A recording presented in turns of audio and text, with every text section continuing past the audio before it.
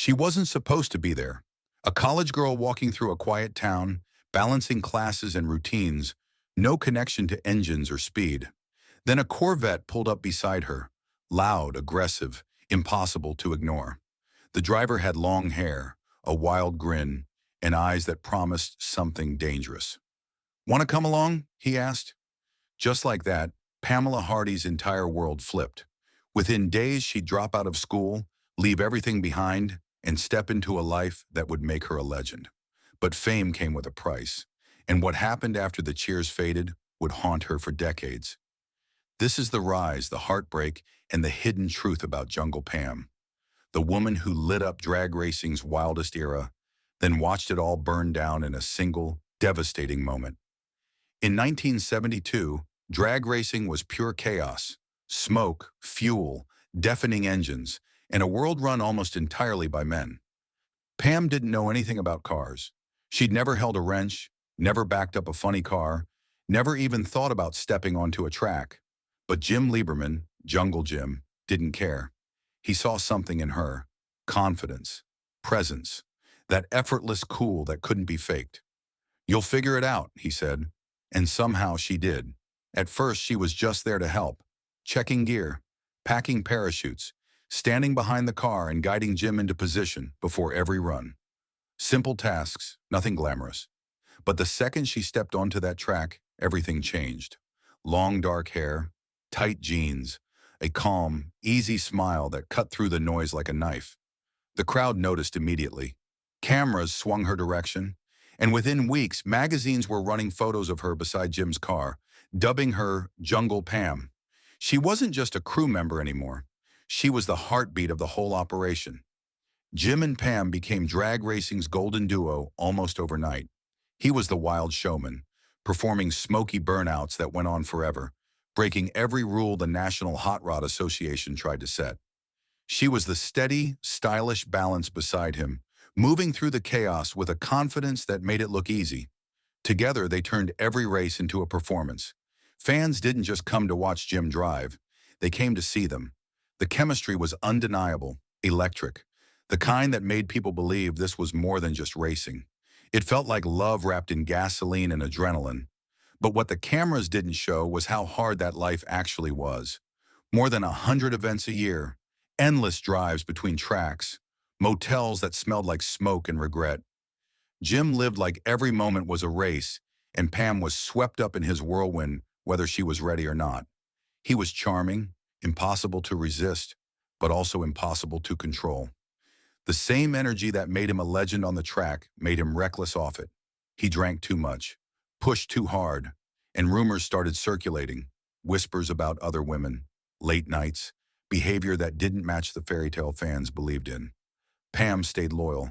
She stood beside him at every race, smiled for every photographer, played her part even when things between them were falling apart.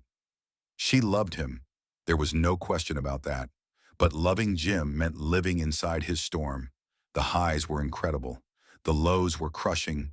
And the pressure of being watched, judged, and speculated about every single day wore her down in ways no one could see. Still, they kept going. On the surface, nothing had changed. They were still the iconic pair everyone adored. But behind the scenes, cracks were forming, and neither of them knew how little time they had left. September 9th, 1977.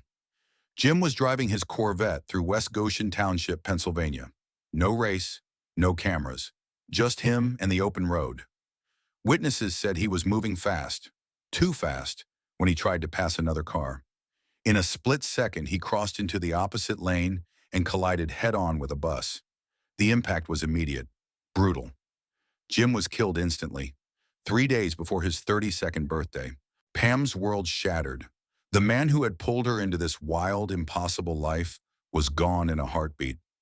No warning, no goodbye, just silence. Friends said she could barely speak when she heard the news.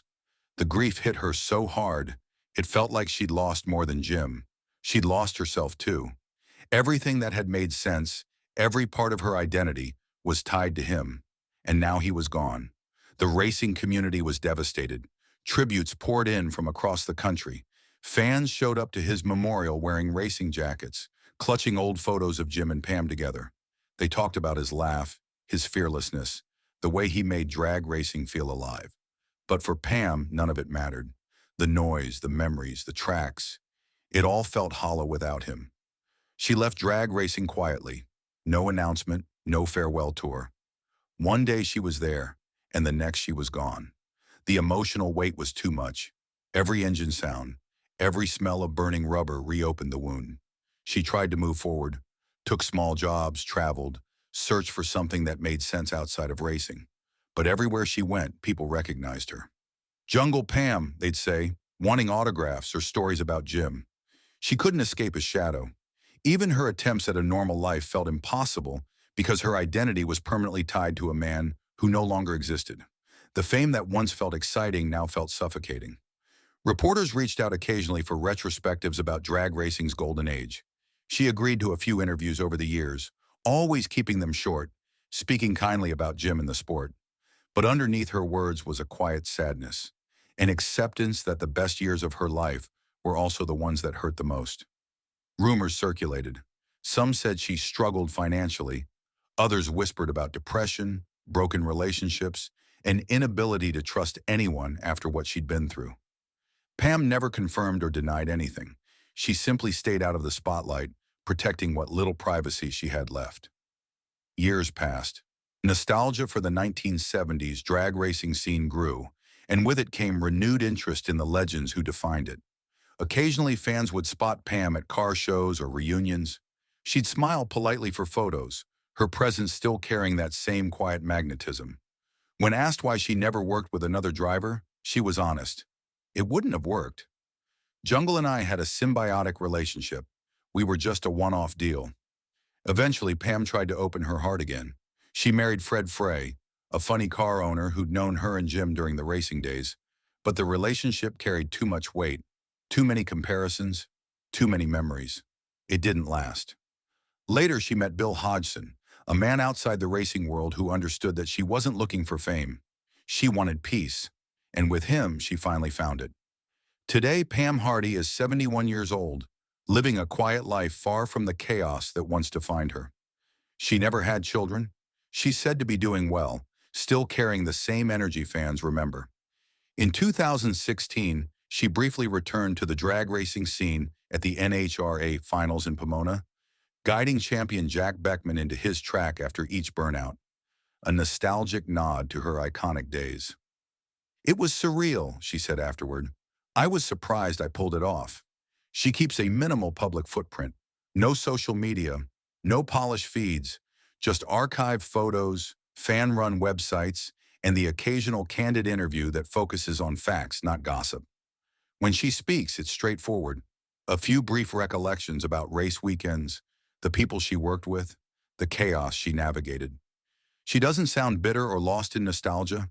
She's grateful people still remember, still care, still smile when they hear the name Jungle Pam. Culturally, she remains one of the most recognizable faces from the 1970s drag racing. Her photo still appears in magazines, documentaries, and classic car shows, a reminder of when personality ruled the track. She never drove, but she brought something new to a sport run almost entirely by men. She proved you didn't have to be behind the wheel to make an impact. And when people ask about those days, she keeps it simple. Jim was lightning in a bottle. What they had was once in a lifetime. And after everything, after the fame, the heartbreak, the loss, she's finally found peace in the quiet. Were Jungle Jim and Jungle Pam your favorite icons from drag racing's golden age? Drop your thoughts below and subscribe so you don't miss the next untold story.